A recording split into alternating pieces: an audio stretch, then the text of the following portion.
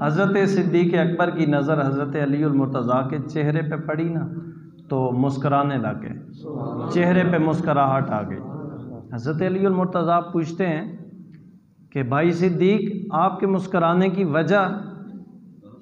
आप फरमाते हैं कि मैं इसलिए मुस्करा रहा हूँ, एक दफ़ा मैं हुज़ूर नबी करीम सल्लल्लाहु अलैहि वसल्लम की बारगाह में बैठा था, मेरे करीम ने इरशाद फरमाया, कल पुल सिरात से वो शख्स गुजरेगा जन्नत में, वो शख्स जिसे हज़रत अलीउल मुर्तज़ा जन्नत का परवाना अता फरमाएंगे। हज़रत अलीउल मुर्तज़ा ना आप भी मुस्कराए।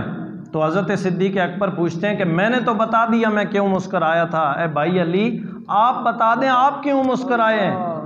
आप फरमाते हैं कि मेरे भाई सिद्दीक़, मैंने भी एक मर्तबा हुजूर नबी रहमत सल्लल्लाहु अलैहि वसल्लम की ज़ुबानी सुना है कि अली, कल पुल सिरात से उसे गुजरने देना है, जन्नत का परवाना उसे अता करना है जिसके दिल में अबू बकर की मोहब्बत हो।